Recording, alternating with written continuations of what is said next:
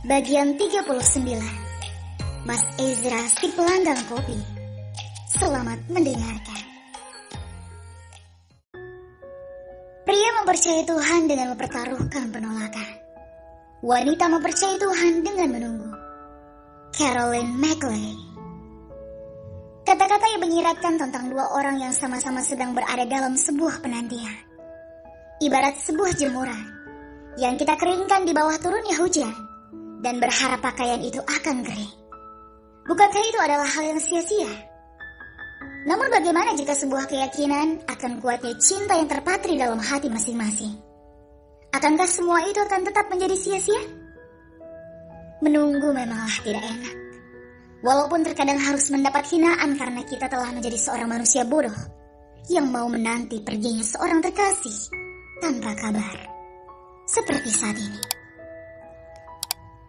Gadis itu masih saja menanti setiap harinya di teras rumah, guna menunggu Mas Tara datang dengan senyum hangatnya. Setiap kali tiba waktu senja, hingga gelap dan dinginnya malam, mata itu tak berhentinya memandang ke arah gang, berharap seseorang yang paling ia rindukan akan muncul di sana.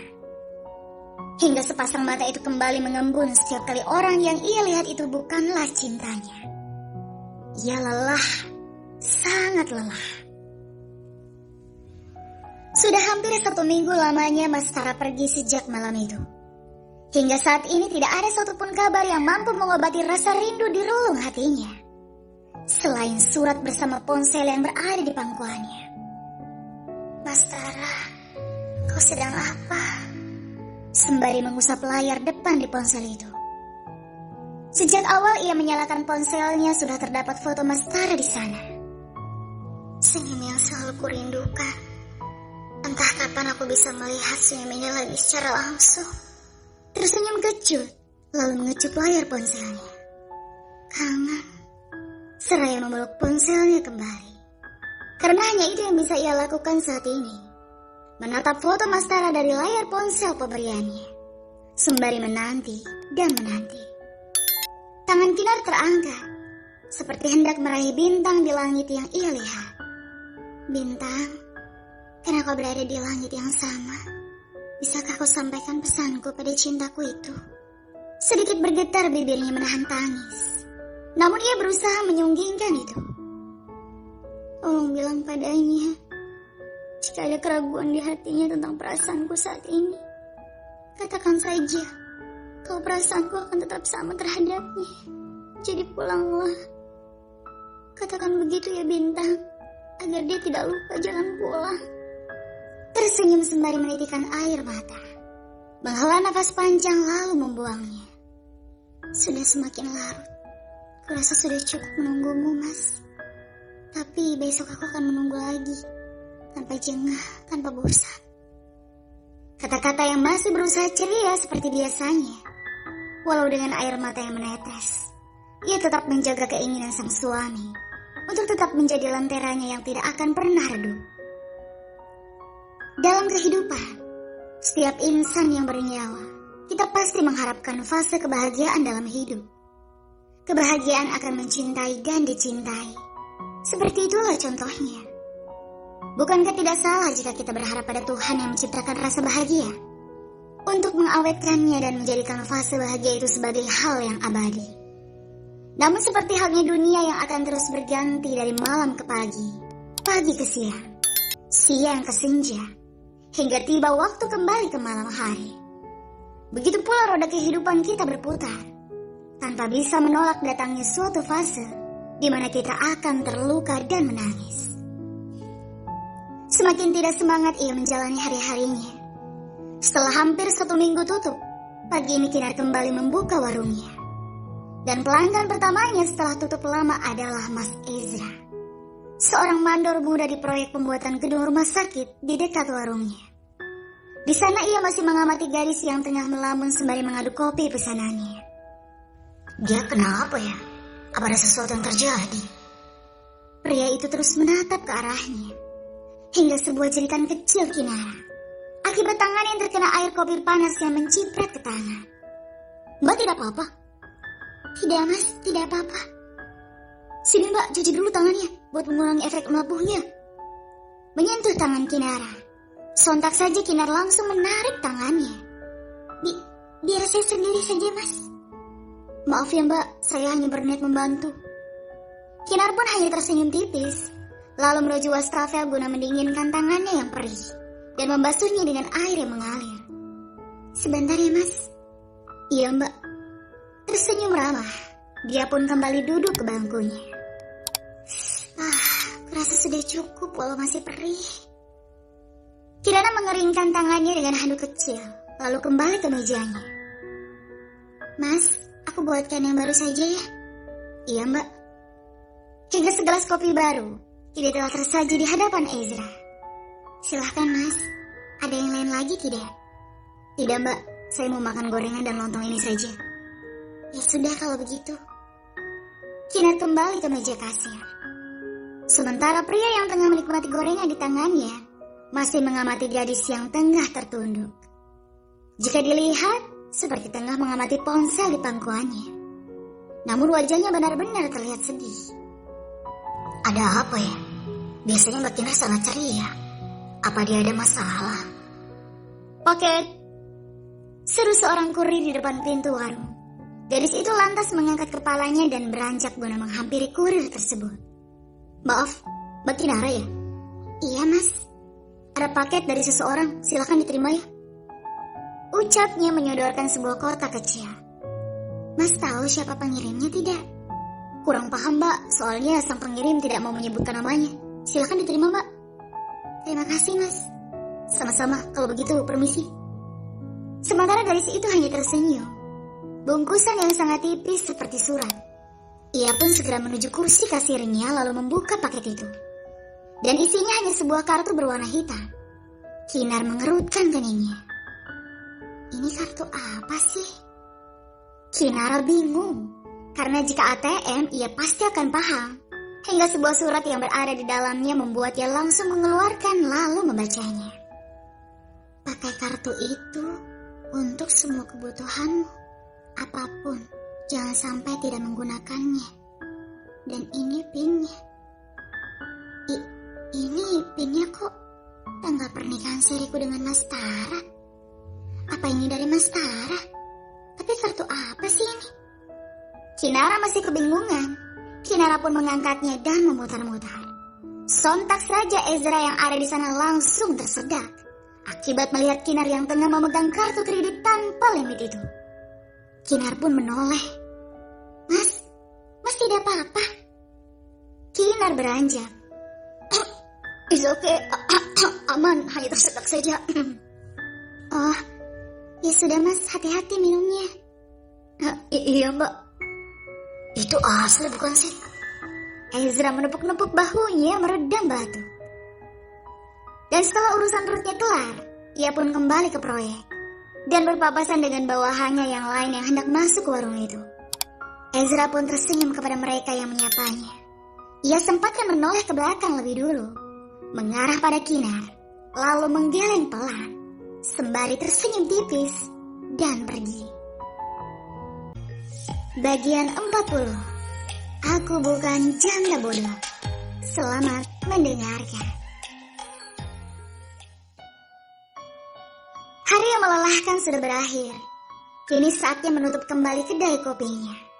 Tetap setia dia pada janjinya itu, untuk tidak buka kedai kopi sampai malam. Senja ini pun dia sudah kembali. Malam ini mau makan soto, kari ayam, rendang, atau iga penyet ya. Berjalan sembari berpikir, varian mie instan apa yang akan ia makan malam ini. Sementara kakinya terus melangkah dan berhenti di sebuah toko kelontong. Sore Mbak Kinar, sapa seorang penjual. Sore Bu Minah, tersenyum manis membalas sapaan ibu pemilik warung. Mau beli apa ini? Mie instan Bu, beli 4 bungkus ya. Soto 2, kari ayam 1, goreng rendang 1, dan telur 1/4. Itu saja, ada yang lain tidak? Sawi hijau deh, sama tomat 3.000 aja. Oke. Meraih 4 bungkus mie instan itu dan meletakkannya di atas etalase. lalu berjalan menuju sebuah meja, di mana ada satu peti telur, beras, dan timbangan bebek di sana. Ibu Minah mulai meletakkan satu persatu telur itu, menimbangnya dengan benar. Lebih 1 ons ya mbak, tidak apa-apa kan? Nambah harga sedikit. Iya bu, tidak apa. Kinar tersenyum.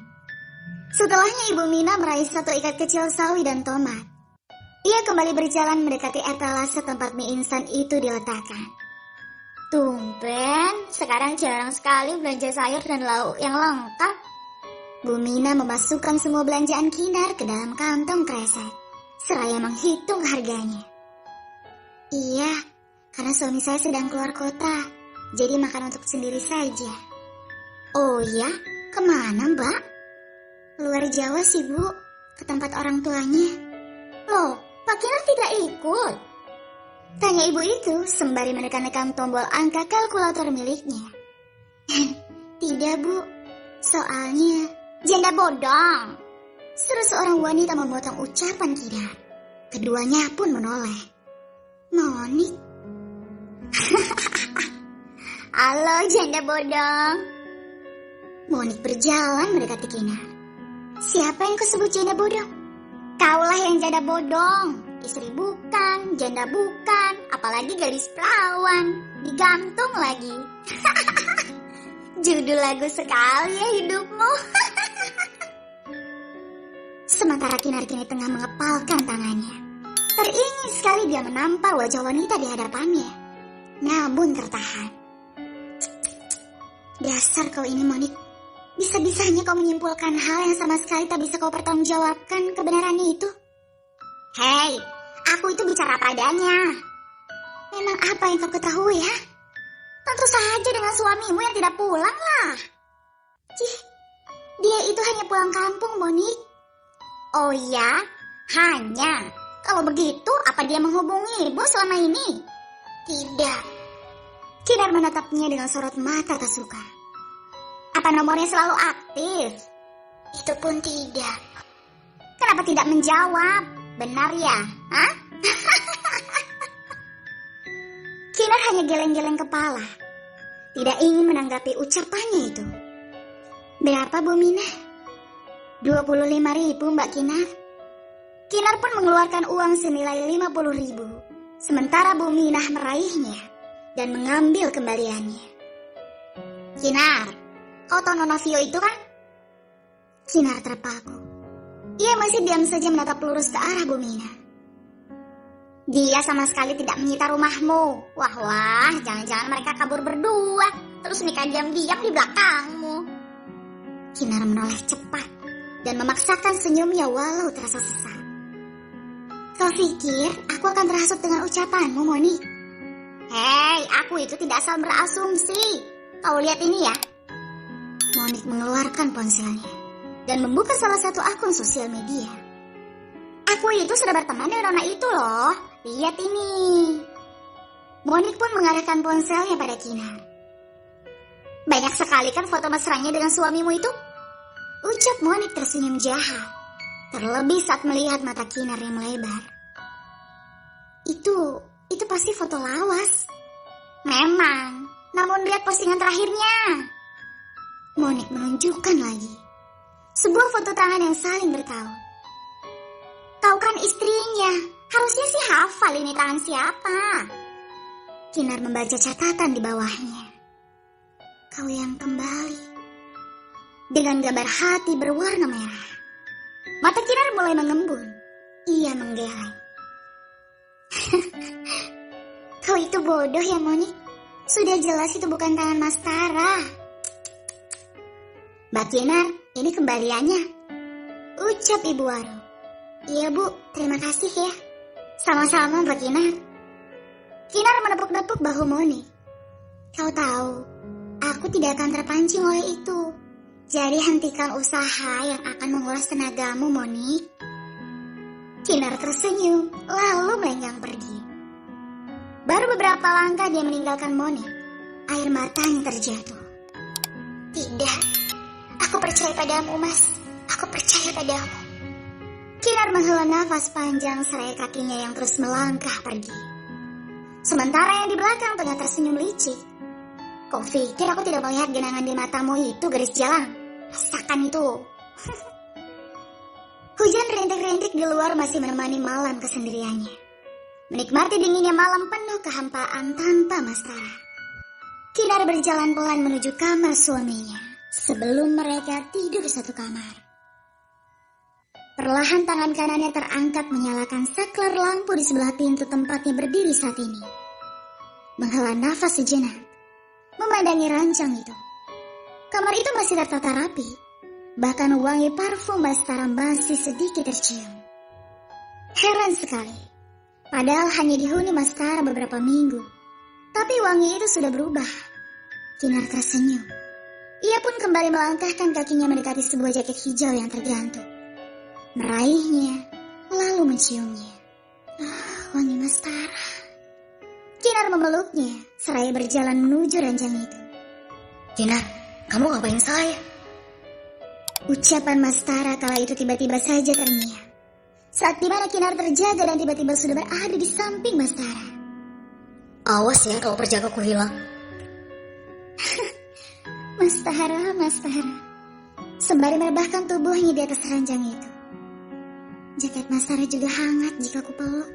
Suka. Kinar mulai memejamkan matanya. Kerinduan yang sudah tak tertahankan membuatnya kembali membuka mata. Dan menekan-nekan layar ponsel itu lalu menghubungi suaminya. Nomor yang ada 7 tidak dapat dihubungi. Mencoba menghubungi lagi. Hingga yang kelima, tetap sama. Kinar meremas jaket itu. Tidak, kau tidak akan meninggalkanku. Aku akan selalu percaya itu, Mas. Kau pasti akan kembali, pasti. Terisak lagi dia di sana. Entah sudah keberapa kali dia menghubungi Mastara, namun tetap sama saja, tidak bisa. Cinta yang berusaha ia jaga agar tidak terkikis itu, membuatnya sangat tersiksa. Tidak tahu nasib hubungannya saat ini, terlebih dengan ucapan Monik tadi. Terus terang ia takut jika hal itu benar-benar terjadi. Karena faktanya, sampai detik ini dia masih bisa tinggal di rumahnya. Bahkan Mastara pun benar-benar menghilang seperti ditelan bumi, tanpa kabar sama sekali. Terkecuali hadiah-hadiah kecil yang selalu ia terima dari seorang kurir. Bersambung.